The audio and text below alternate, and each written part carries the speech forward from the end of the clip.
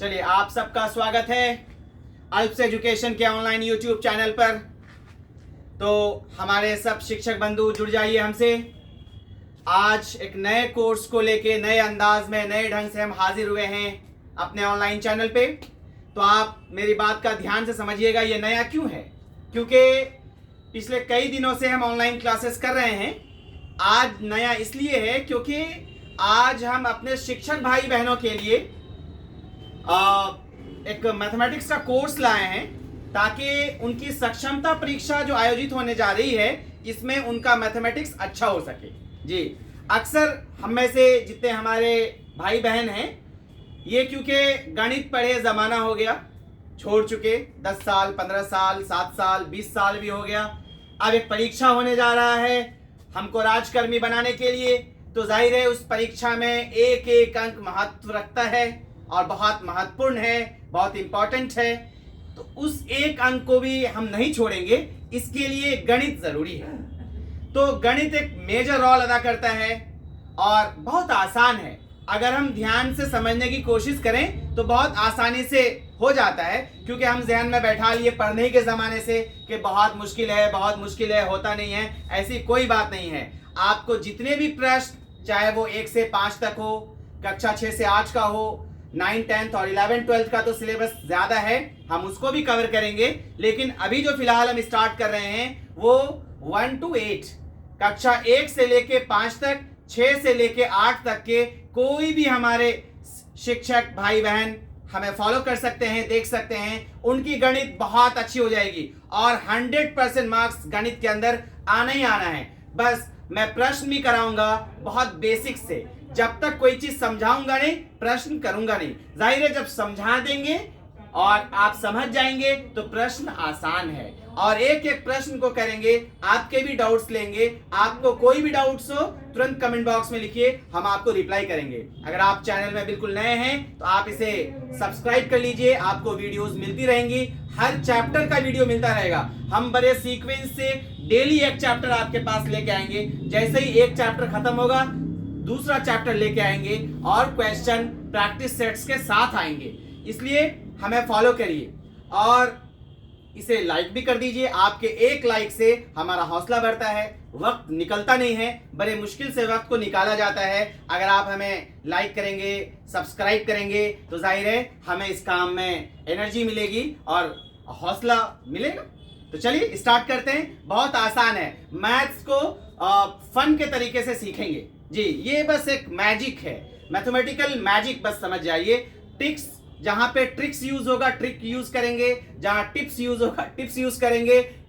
हम मैथ्स अक्सर जो पढ़ाते हैं, और पेशे से भी हम एक मैथमेटिक्स टीचर हैं, तो मैथ्स को और ट्रिक्स एंड टिप्स से ही सॉल्व करते हैं। तो आपके लिए तो और अच्छी बात है, इसको हम करेंगे, हम देखेंगे। आप बस परेशान नहीं होइएगा, मैथ्स को हर्डल नहीं बनाइएगा।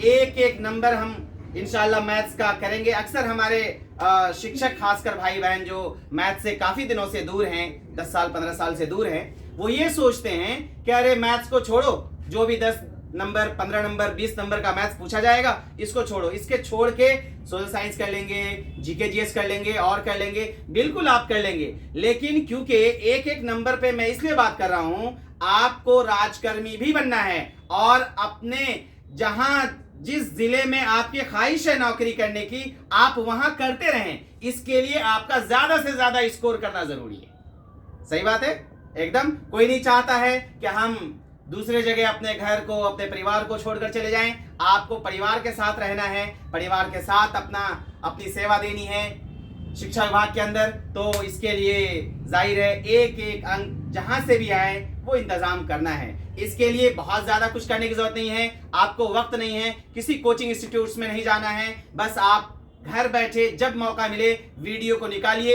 एक एक चैप्टर का हम वीडियो डालेंगे, प्रैक्टिस सेट्स डालेंगे। आप प्रैक्टिस सेट्स को फॉलो करिए और चैप्टर को फॉलो करिए, वीडियोस देखते रहिए, रिप्ले करते रहिए, आपको बातें समझ आ जाएंगी। कोई दिक्कत नहीं है, कोई दिक्कत नहीं है। अभी आपको समझाएंगे, पुरानी बात जितनी आप पढ़ के रखे हैं सारी बात आपको याद आ जाएगी। आप हंसेंगे, यार इतना आसान था, हम तो उस टाइम पे समझ ही नहीं पाए थे। अब आप समझ जाएंगे और इंटरेस्ट भी पैदा होगा। बहुत मजेदार है गणित। चलिए गणित को देखते हैं। बहुत सिंपल वे में देखेंगे गणित को, जैसा कि हमने आपको बताया, ट्रिक्स और टिप्स के साथ देखेंगे। जहां ट्रिक्स की जरूरत है ट्रिक्स देखेंगे, जहां टिप्स की जरूरत है टिप्स को देखेंगे, और जहां पे प्रोसेस की जरूरत है वो भी जानना जरूरी है, वहां मैथमेटिकल प्रोसेस देखेंगे। बस थोड़ा सा क्या है, इसमें कुछ भी नहीं है। अगर आप चाहें जोड़ना घटाना गुना भागा तो सबको आता है, एलसीएम और एचसीएफ सबको आता है। नहीं आता है हम सिखाएंगे, एकदम बिल्कुल बेसिक से सिखाएंगे। वक्त कम है, इसलिए कम वक्त में ज्यादा से ज्यादा चीजों को कवर करना है, तो हम आपको कराएंगे। बस आप हमारे साथ बने रहिएगा। चलिए आज हम स्टार्ट करते हैं। हमारा पहला टॉपिक है संख्या पद्धति। जी, संख्या और संख्या पद्धति। देखिए लिखा हुआ भी है संख्या और संख्या पद्धति। ये सबको पता है, संख्या बहुत बचपन से हम लोग सुनते आए हैं, संख्या क्या है, संख्या क्या है। देखिए संख्या और अंक में फर्क है।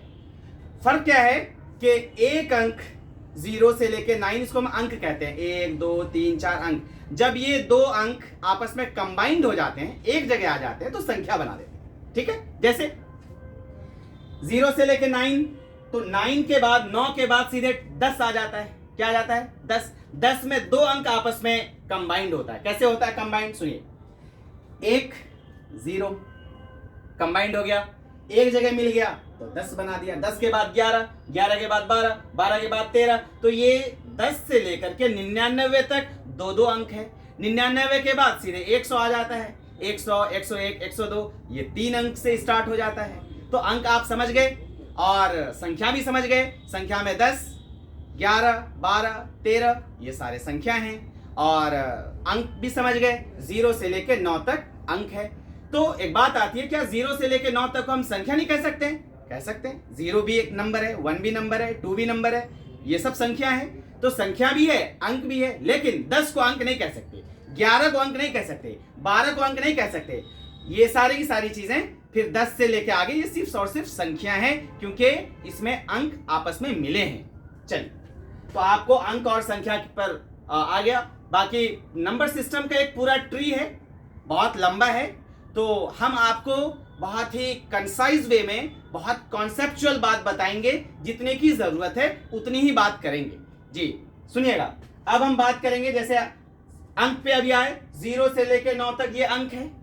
तो सबसे अक्सर सवाल में पूछ लिया जाता है कि सब दो अंकों की सबसे छोटी संख्या बताइए, तो एक अंकों की सबसे बड़ी संख्या बताइए, दो अंकों की सबसे बड़ी संख्या बताइए। बचपन में आप सुने होंगे, जब भी आपको सबसे बड़ी संख्या पे डिस्कस करनी हो, जब भी आपको सबसे बड़ी संख्या बतानी हो, तो आप क्या करेंगे? मेरी बात को बड़े ध्यान से समझिएगा। आप क्या करिए, एक अंक की सबसे बड़ी संख्या लेनी है तो 1 बार 9 ले लीजिए। 1 बार 9 एक अंक की सबसे बड़ी संख्या हो गई। 2 अंक की सबसे बड़ी संख्या लेनी है तो 2 बार 9 ले लीजिए। सिंपल बात है। अब बताइए, किस शिक्षक को यह बात समझ में नहीं आएगी? बहुत आसान है ना, बिल्कुल आसान है। आप 2 बार 9 ले लीजिए, तो 2 अंकों की सबसे बड़ी संख्या। 3 अंकों की सबसे बड़ी संख्या लेनी है तो आप 3 बार 9 ले लीजिए। 4 अंकों की सबसे बड़ी संख्या लेनी है, 4 बार 9 ले लीजिए। बस, तो जितने अंकों की सबसे बड़ी संख्याएं लेनी है उतनी बार 9 ले लीजिए, आपका काम हो जाता है। तो ये बात तो हो गई। अब आते हैं सबसे छोटी संख्या पे। सबसे छोटी संख्या बनाने के लिए, जैसे 2 अंकों की सबसे छोटी संख्या, जैसे हम लिखे थे 10 लिखे थे, तो सबसे छोटी संख्या के लिए पहले तो 1 लेते हैं। अगर 2 अंकों की सबसे छोटी संख्या लेनी है तो 1 बार 0 दे दीजिए। 2 अंकों की सबसे छोटी संख्या लेनी है तो 1 पे, 3 अंकों की सबसे छोटी संख्या लेनी है तो 1 पे 2 0 दे दीजिए। 4 अंकों की सबसे छोटी संख्या लेनी है तो इसी में 1 0 और बढ़ा दीजिए। 0 बढ़ाते जाइए। अब इसकी गिनती करिए कितना अंक है, 1 2 3 4, 4 अंकों की सबसे छोटी संख्या हो गई है। तो इस तरह से संख्या के अंदर सबसे छोटी सबसे बड़ी संख्या ले सकते हैं। एग्जाम में, परीक्षा में प्रश्न आ जाता है कि सबसे 2 अंकों की सबसे बड़ी संख्या और 3 अंकों की सबसे छोटी संख्या के बीच का अंतर बताइए, कितने डिग्री का है, कितने का अंतर है। तो इस तरह से हम देख सकते हैं। सवाल ऐसे भी पूछ लिया जाता है कि 4 अंकों की सबसे बड़ी संख्या और 3 अंकों की सबसे बड़ी संख्या का अंतर बताइए। तो जब हमको यह पता रहेगा कि 4 अंकों की सबसे बड़ी संख्या क्या है, 3 अंकों की सबसे बड़ी संख्या क्या है, तो अंतर का मतलब यहां पे घटा है। आप घटा कर देखिए। बस जोड़ निकालना है, योगफल निकालना है, आप योगफल कहते हैं जोड़ को, आप उसको जोड़ दीजिए। गुना करना है, आप गुना कर दीजिए। भाग करना है, आप भाग कर, जैसा कहेगा वैसा कर दीजिए। क्लियर हो गई बात? चलिए अंक हमारा क्लियर हो गया। अब हम बात करेंगे प्राकृतिक संख्या। ये जितना भी लिखा हुआ है ये सब संख्या है। इतने कैटेगरी का, इतने टाइप्स का, इतने प्रकार का संख्या होता है। तो प्राकृतिक संख्या है, पूर्ण संख्या है, सम संख्या है, विषम संख्या है, भाज, अभाज, सहभाज, जुड़वा, ये सब बेसिक्स हैं, ये सब देखना है। बाकी और भी कई तरह की संख्या होती है, परिमेय संख्या, अपरिमेय संख्या, तो बहुत सारी है। तो वो हमारे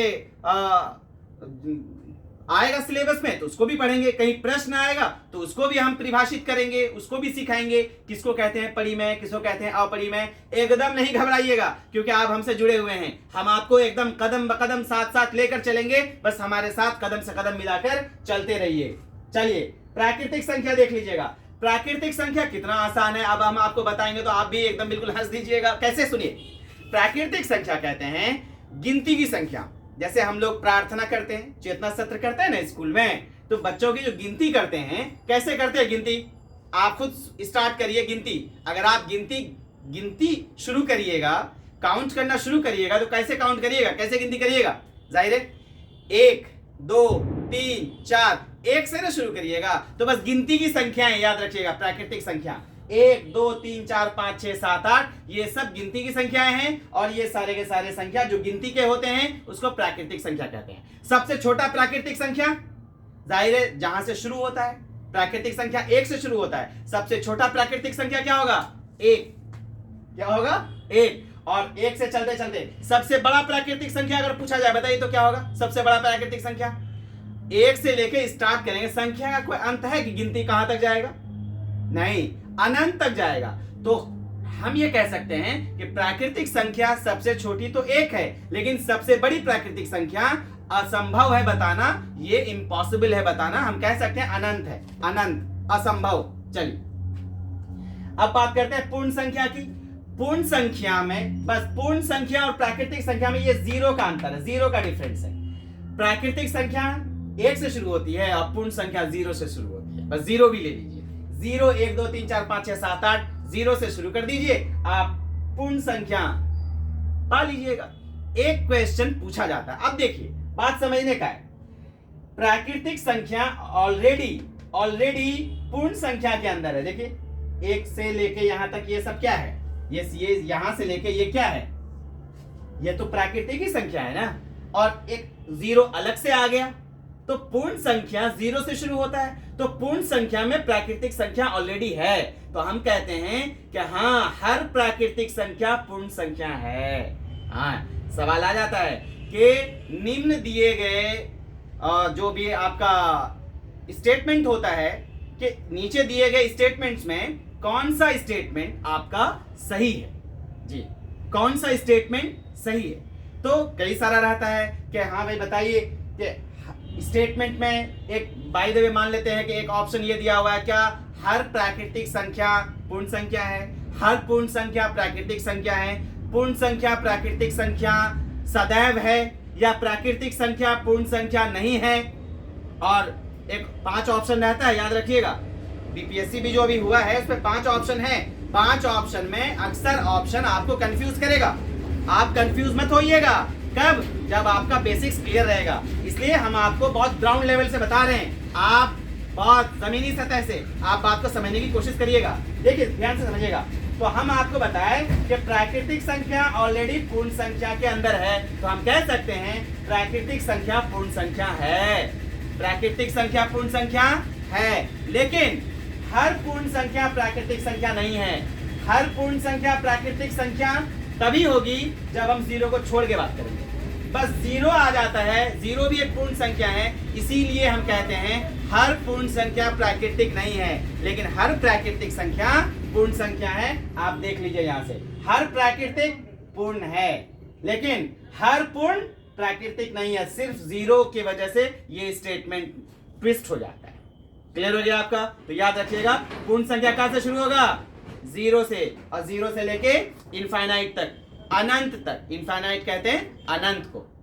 क्लियर हो गई बात? चलिए नेक्स्ट हम लोग दूसरा देखते हैं। सम संख्या किसको बोलते हैं? सम संख्या। सम संख्या ऐसी संख्या होती है जो 2 से पूरा पूरा भाग लग जाए, जो 2 से पूरा पूरा विभाजित हो जाए। समझिएगा ध्यान से। जैसे 2, 4, 6, 8, 10, ये 2 से पूरा पूरा भाग लगने वाला है। पहचानने का आसान तरीका ये है कि जिस संख्या के आखिर में, जिस संख्या के लास्ट में 0 हो, 2, 4, 6, 8, जिस संख्या के आखिर में 0, 2, 4, 6, 8 हो, समझ जाइएगा कि वो संख्या क्या है, सम संख्या है। आपको समझ में आ रहा है?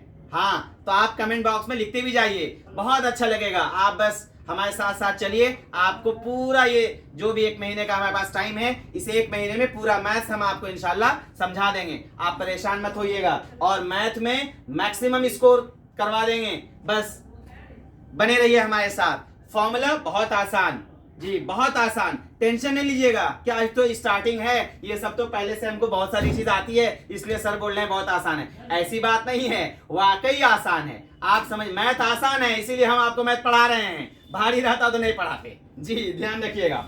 चलिए, तो सम संख्या आपको समझ में आ गई। सम संख्या पहचानने का भी तरीका हम आपको बता दिए। अब बात करेंगे विषम संख्या की। विषम संख्या, जाहिर है कोई भी बच्चा बोलेगा सर जो सम संख्या नहीं है तो वह क्या होगी, विषम संख्या होगी। आप पहचानिए ये संख्या सम है कि विषम है। तो अगर उसके लास्ट में 0, 2, 4, 6, 8 है तो वो तो सम हो गई। जिसके आखिर में 0, 2, 4, 6, 8 के अलावा कोई संख्या है, 1 है, 3 है, 5 है, 7 है, 9 है, तो क्या बोल देंगे, जाहिर है विषम संख्या है। तो विषम संख्या को परिभाषा के तौर पे हम बोलते हैं कि जो संख्या 2 से पूर्णतः विभाजित ना हो, जो संख्या 2 से पूर्णतः विभाजित ना हो, ऐसी संख्या को विषम संख्या कहते हैं। और विषम संख्या के आखिर में 1 होगा, 3, 5, 7 और 9। आ रहा है समझ में आपको? तो ये विषम संख्या हो गई। चलिए अब हम बात करते हैं भाज्य संख्या की। किसकी बात करेंगे? भाज्य संख्या जी। भाज्य संख्या को अंग्रेजी में कंपोजिट नंबर कहते हैं। क्या कहते हैं? अंग्रेजी पे मारिए गोली, अंग्रेजी क्या लेना देना, हिंदी में पढ़ते हैं हम लोग। भाज्य संख्या, भाज्य संख्या 4 से शुरू होती है। कहां से? अब परिभाषा क्या है भाज्य संख्या की, ध्यान से सुनिएगा। भाज्य संख्या की परिभाषा यह है कि ऐसी संख्या जिसका HCF अगर निकाला जाए, जैसे हम यहाँ लिखे भी हैं, HCF 2 से अधिक होगा। HCF बचपन में सुने होंगे, HCF जी।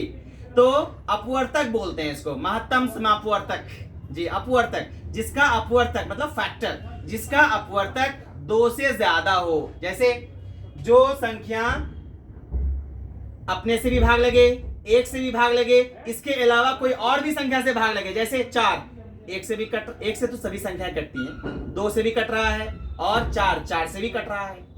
6 1 से भी कटेगा और 6 से भी कटेगा, 2 से भी कटेगा, 3 से भी कटेगा। तो कितना सारा जिससे जिससे कटा वो सब उसका अपवर्तक है। जो भी संख्या जिससे जिससे विभाजित हो जाती है वो उसका अपवर्तक कहलाता है। क्लियर है आपका? तो चलिए, आप भाज्य संख्या भी समझ गए, जिसका अपवर्तक 2 से अधिक हो। हाँ, मतलब जो 2 से ज्यादा संख्या से विभाजित हो जाए, भाग लग जाए, भाज्य आ गया। अभाज्य संख्या, देखिए ये नहीं सोचिएगा सर खाली थ्योरी, ये जानना जरूरी है, नहीं तो सवाल नहीं बनेगा। प्रश्न में रहेगा, अभी हम करेंगे तो आप सोचिएगा क्या होगा, ये क्लियर रहेगा तभी प्रश्न बनेगा। हम प्रश्न में भी आएंगे, आप हड़बड़ाइएगा नहीं, वीडियो में हमारे साथ बने रहिएगा, जल्दीबाजी नहीं करिएगा। ये गणित है, गणित को तसल्ली से समझा सीखा जाता है। हम आपको बहुत लंबा नहीं सिखाएंगे, बस इतना सिखा देंगे कि जो भी 20-25 नंबर का गणित पूछा जाएगा वो आप 100% कर लेंगे इंशाल्लाह, कोई दिक्कत नहीं आएगी। 6 to 8 वाले को ज्यादा मार्क्स का पूछा जाएगा, हम 6 to 8 वाले के लिए भी लेके आएंगे, उसके लेवल का भी सवाल लाएंगे, आप परेशान मत होइएगा। बाकी 9-10 का अलग से टॉपिक वाइज, क्योंकि 9-10 का मामला थोड़ा सा स्टैंडर्ड होता है तो उसको फिर हम लोग अलग से देखेंगे। आज हम जो वीडियो बना रहे हैं ये बेसिक्स है, ये फर्स्ट क्लास के अभ्यर्थी से लेके 12th तक के अभ्यर्थी इसको बहुत आसानी से देख सकते हैं और अपने कॉन्सेप्ट्स को एनहेंस कर सकते हैं, बढ़ा सकते हैं। ध्यान से समझिएगा। अब बात करते हैं अभाज्य संख्या की। किसकी बात करेंगे? अभाज्य संख्या। अभाज्य संख्या किसको बोलते हैं? अभाज्य संख्या को हम लोग इंग्लिश में प्राइम नंबर बोलते हैं। क्या नंबर बोलते हैं? प्राइम जी, प्राइम नंबर। अभाज्य संख्या ऐसी संख्या जो अपने से कटे और 1 से कटे, इसके अलावा किसी से भी न कटे, अपने से कटे और 1 से भाग लगे, ऐसी संख्या को क्या बोलते हैं? अभाज्य संख्या। देखिए सबसे छोटी अभाज्य संख्या 2 1 से भी कटेगा और 2 से कटेगा, इसके अलावा किसी से कटेगा 2, 3 किसी से भाग लगेगा। सोचिए जरा, पुरानी बात याद करिए, नहीं याद है तो अभी ध्यान दीजिए, अभी कट भाग लगा के देखिए, 5, 7, 11। तो ये सारी की सारी संख्याएं अभाज्य संख्या हैं। अच्छा, एक प्रश्न अक्सर पूछा जाता है भाज्य संख्या में कि सबसे छोटी भाज्य संख्या बताइए। 4 याद रखिएगा, सबसे छोटी भाज्य संख्या क्या है? 4 जी। अब और अभाज्य संख्या में एक प्रश्न अक्सर पूछा जाता है कि वो संख्या बताइए जो सम अभाज्य है, मतलब सम संख्या भी हो और अभाज्य भी हो। तो इसका आंसर 2 होगा, 2। ये 2 एक अकेली संख्या ऐसी है जो सम है और अभाज्य है।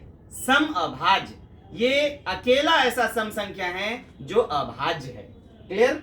चलिए, और एक प्रश्न और अक्सर पूछा जाता है, 1 से लेके 100 तक कुल कितनी संख्याएं हैं जो अभाज्य हैं? तो आप क्या गिनती करिएगा उस टाइम में, आपको ज्यादा वक्त भी नहीं रहता है, आपको 1 मिनट में 4 काम करना होता है। ध्यान रखिएगा हमारे शिक्षक भाई बहनों, ध्यान रखिएगा।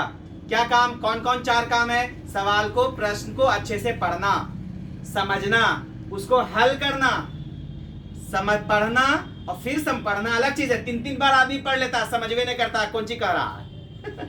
ध्यान रखिएगा, क्वेश्चन को पढ़ना, सवाल को, प्रश्न को पढ़ना, फिर उसको समझना, 2 अलग अलग काम है।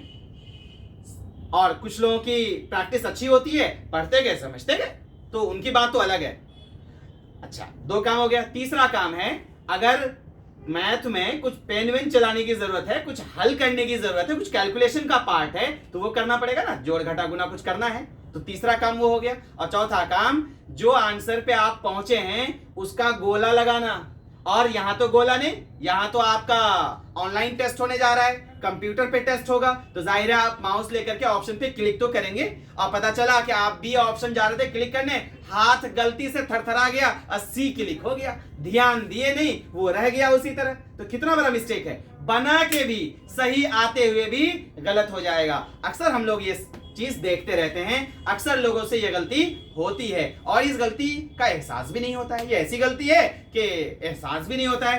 पेपर खत्म हो गया, हम चले आए, हम समझे हमारा सही है, जब रिजल्ट आया कुछ नंबर आगे पीछे हुआ, कभी कहीं से कुछ याद आई, पहले तो OMR शीट होता था और OMR शीट ऑनलाइन आ जाती थी तो चेक हो जाता था। अब देखिए इस बार क्या क्या होता है। तो इसलिए 4 काम में चारों काम को ढंग से करिएगा, आपका मैथ्स बहुत आसानी से निकल जाएगा। हम मैथ की तो आपकी गारंटी लेते हैं, क्योंकि मैथ पढ़ाने का ठेका लिए हैं आपका, पढ़ा के दम लेंगे। और आप सुनिएगा, आपको बहुत अच्छे ढंग से मैथ्स आ जाएगी, ध्यान से समझिएगा। चलिए, तो अभी हम बात कर रहे थे अभाज्य संख्या की। तो सबसे छोटी अभाज्य संख्या 2 है, ये भी सम अभाज्य है। क्या है ये? सम अभाज्य, अभी हम बात कर दिए। और 1 से लेकर 100 तक कुल 25 हैं, 25 संख्याएं अभाज्य हैं। याद रखिएगा, कितनी संख्या? 25। गिनती करने की जरूरत नहीं है, याद रखना है, इतनी बात तो याद रहेगी। अक्सर पूछा जाता है, ये 5वीं क्लास का 5वीं कक्षा के बच्चों को अक्सर पढ़ाया जाता है, 4ठी कक्षा 6ठी कक्षा तक पढ़ाया जाता है कि कितनी संख्याएं हैं जो अभाज्य हैं 1 से लेकर 100 तक। तो याद रखिएगा 25, ना एक कम ना एक ज्यादा, 25। चलिए अब बात करते हैं सह अभाज्य संख्या की। सह अभाज्य संख्या को हम लोग अंग्रेजी में को प्राइम नंबर बोलते हैं। क्या बोलते हैं? को प्राइम। सह अभाज्य संख्या ऐसी 2 संख्या जिसका अपवर्तक 1 हो, जिसका महत्तम समापवर्तक 1 हो।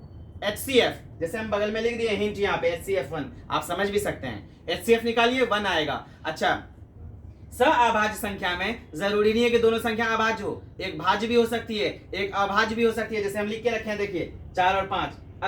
अक्सर हमारे शिक्षक भाई बहनों को कंफ्यूजन हो सकता है, तो आप अपनी कंफ्यूजन यहीं पे दूर कर लीजिए। 4 और 5, तो 4 क्योंकि आपका हम लिखे हुए भाज्य संख्या है और 5 आपका अभाज्य संख्या है, लेकिन दोनों का जब आप महत्तम समापवर्तक निकालिएगा, HCF निकालिएगा, तो आपको 1 मिलेगा।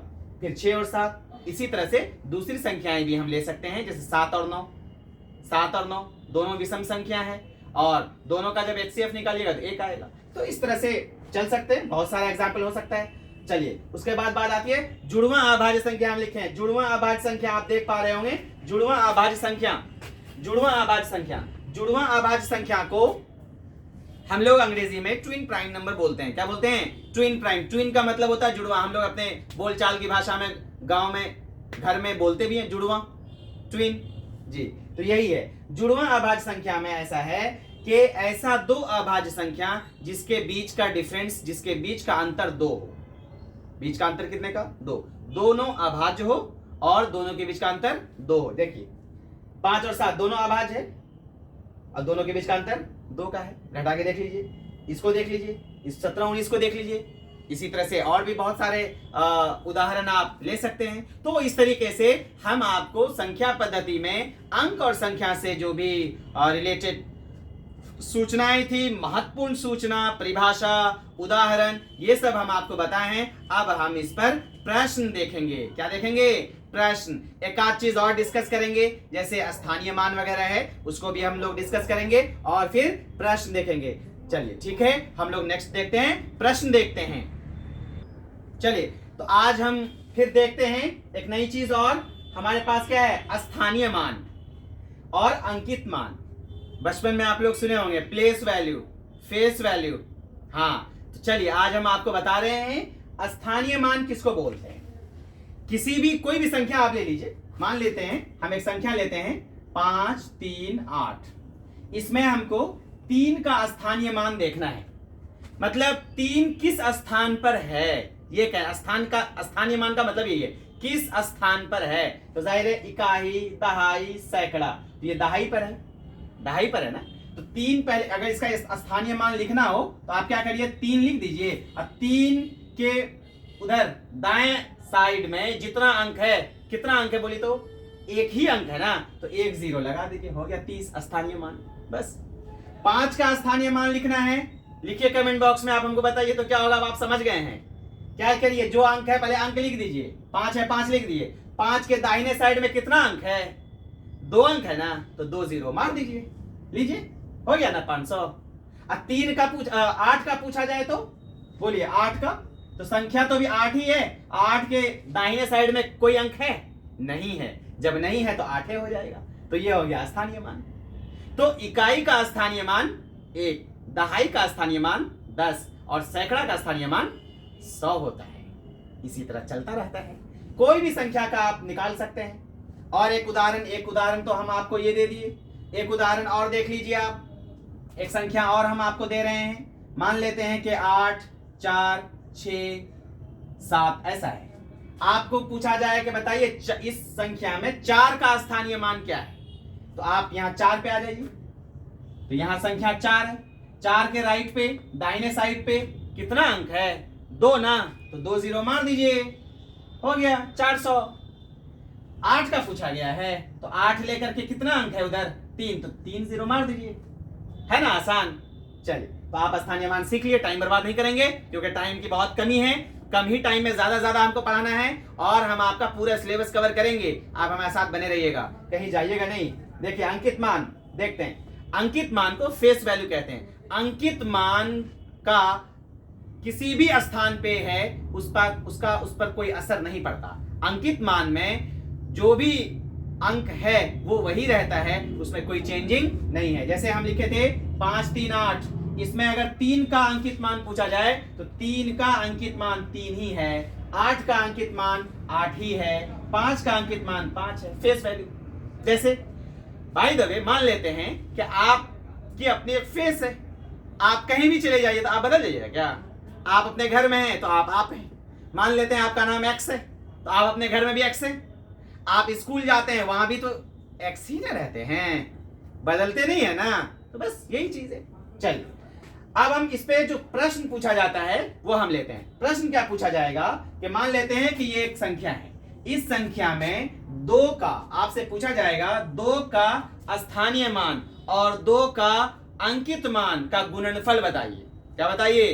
गुणनफल। तो हम देखेंगे पहले 2 का स्थानीय मान। तो स्थानीय मान पहले संख्या लिख देंगे 2, 2 के दाहिने में कितना अंक है? 2, तो 2 0 मार दिए, 200 हो गया ना। अब 2 का अंकित मान अभी हम बता रहे थे, बोलिए। अंक बदलेगा ना, 2 ही रहेगा, जाहिर है 2 ही रहेगा।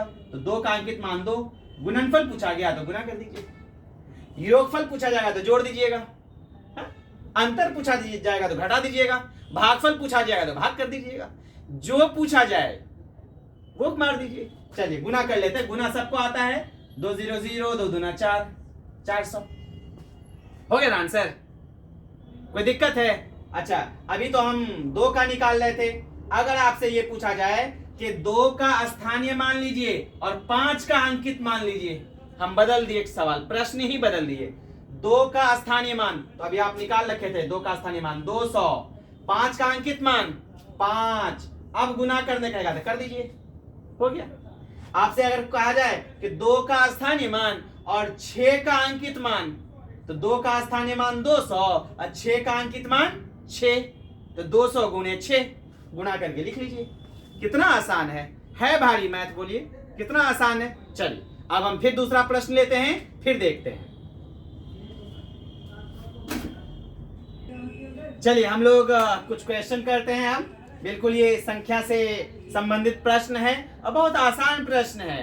बिल्कुल आप देख लीजिए, 1 से 5 का ये सब प्रश्न है। हम धीरे धीरे आगे बढ़ते जाएंगे, आप बिल्कुल टेंशन नहीं लीजिएगा। देखिए सवाल पढ़िए, 1 0 3 7। अच्छा ये नहीं सोचिएगा कि भारी भारी वहां सवाल आएगा, यहाँ तो सर हल्का हल्का करा रहे हैं, ऐसी कोई बात नहीं है। हम हर तरह का प्रश्न कराएंगे, हर स्टैंडर्ड का प्रश्न कराएंगे। डायरेक्ट तो भारी नहीं ले सकते हैं, तो धीरे धीरे आज कुछ करेंगे और कुछ प्रश्न कल करेंगे, और कल इंशाल्लाह संख्या पद्धति का आखिरी दिन होगा। कल हर लेवल का प्रश्न लेकर के संख्या पद्धति को ओवर करेंगे, ठीक है।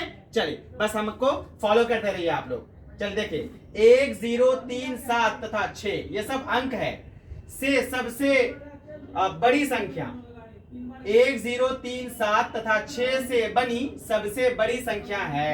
अब बोलिए सबसे बड़ी संख्या लेना है, तो सबसे बड़ी सबसे छोटी संख्या बनाने का तरीका यह है कि आप ऐसा करिए, आप ये देखिए कि अगर सबसे बड़ी बनानी है तो इसमें से सबसे बड़ा अंक कौन सा है? 7, तो 7 को पहले रखिए, उसके बाद 6 को पहले रखिए, उसके बाद 3 को रखिए, उसके बाद 1 को रखिए, उसके बाद 0 को रखिए। बस मतलब घटते क्रम में सबसे बड़ी संख्या पहले, उसके बाद उससे छोटी, उसके बाद उससे छोटी, उसके बाद उससे छोटी। देखिए जैसे 7 है, 7 के बाद 1 है, बल्कि 7 के बाद तो 6 ना होना चाहिए यहाँ के हिसाब से। तो ये हुआ सही?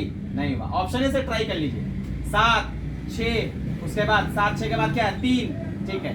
1 घटते क्रम में 0, मैच कर गया, यही आंसर है। जब एक ऑप्शन मिल गया तो और इधर ज्यादा टाइम बर्बाद करने की जरूरत नहीं है। देख भी लीजिए, नहीं है, हो गया, बहुत आसान था। चलिए दूसरा, इसी तरह का आसान सवाल आएगा, आप टेंशन नहीं लीजिए। अक्सर लोग परेशान हैं, सर बहुत भारी भारी सवाल आएगा, गणित हमसे नहीं होगा, हम तो नहीं बनाएंगे गणित। एकदम इस बात को हम सिरे से खारिज करते हैं। एकदम भारी प्रश्न नहीं, जो भी आएगा आप बना लीजिएगा, ध्यान रखिए। भारी हल्का कुछ नहीं होता, जो हम बना लेते हैं वो हल्का ही हल्का है, चाहे उसका लेवल कुछ हो। दूसरे को भारी लग सकता है लेकिन आपको नहीं लगेगा, ध्यान रखिएगा। संख्या 7609 में 6 का स्थानीय मान, अभी पढ़ा रहे थे स्थानीय मान, 6 का स्थानीय मान देखिए। बोलिए आप लोग कमेंट बॉक्स में लिखिए, क्या होगा बताइए, क्या होगा बताइए। छोड़ दें आप पर, बिल्कुल छोड़ सकते हैं। 6 तो 6 रहेगा, उधर जितना अंक है उतना 0 मार दीजिए। बताइए क्या आना चाहिए? जाहिर है 600 आना चाहिए, तो सही है 600। चलिए आप लोग बना भी रहे होंगे सही, शिक्षक बंधु हैं आप लोग, सब जान रहे हैं। अब देखिए 12,000 प्लस 1300 प्लस 2/2 बराबर कितना होगा? तो कोई टेंशन नहीं है, बस कुछ सेकंड लगेगा। अगर कंफ्यूजन है ना तो जोड़ के ही देख लीजिए। चलिए जोड़ लीजिए, अगर कोई कंफ्यूजन है 12,000 तो 12,000 लिख लीजिए। उसके बाद क्या है 12,000 के बाद 1300, तो 1300 सेट करके लिख लीजिए। उसके बाद 2/2, बताइए तो 2/2 कितना होगा? 20। 2/2 20 की 200 नहीं, 2 सैकड़ा 200, 2/2 20, तो आप इसमें 20 लिख लीजिए।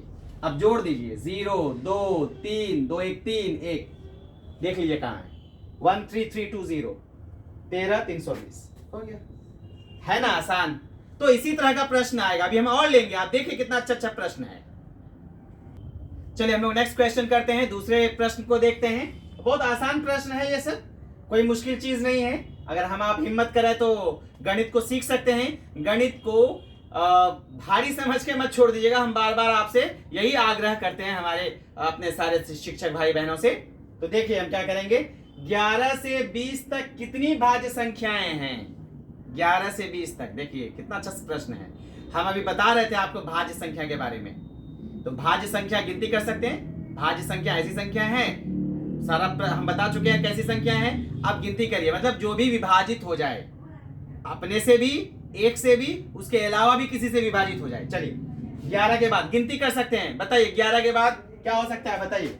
देखिए यहाँ 12 हो सकता है, 14 हो सकता है, 14 भी कटने वाला संख्या है, 15 कटने वाला है, 16, 18, 20 तक, तो 20 की भी गिनती करेंगे।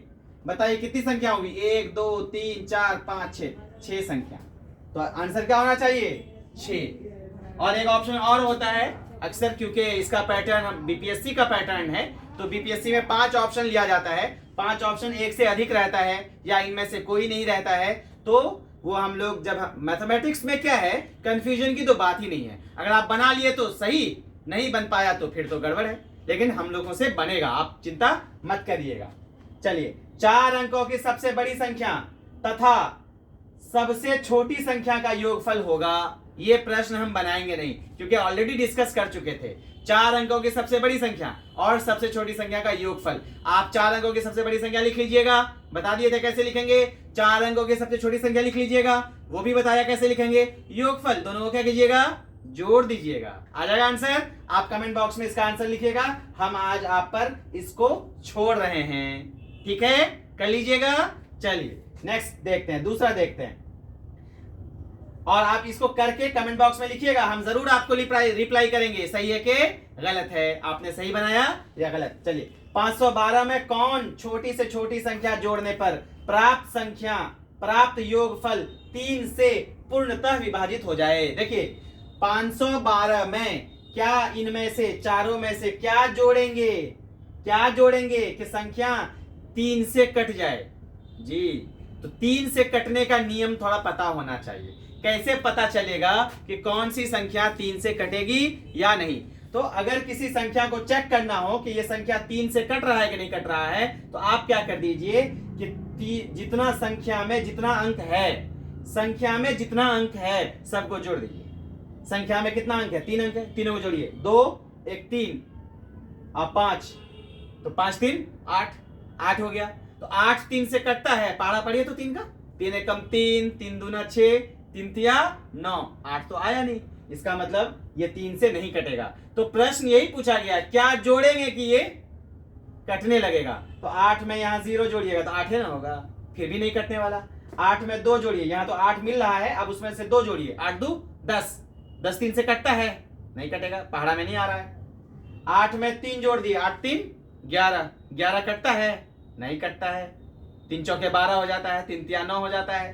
फिर 8 में 1 जोड़िए, 8 1 9, 9 हो रहा है, तो 9 तो 3 से कट रहा है ना, इसका मतलब इसमें से इन चारों में से क्या जोड़ने पर 3 से कट जाएगा? आप बताइए, हिंट्स हम आपको पूरी तरह से दे दिए हैं, जाहिर है क्या आंसर होना चाहिए? 1 होना चाहिए। अच्छा, कभी ऐसा भी हो सकता है कि एक और ऑप्शन आपको दे दे, जैसे 8 यहाँ है और सीधे यहाँ पे ई में 4 दे दे, क्या दे दे? 4, तो 8 और 4 12, तो 12 तो फिर 3 से कट रहा है ना, तो 3 चौके 12।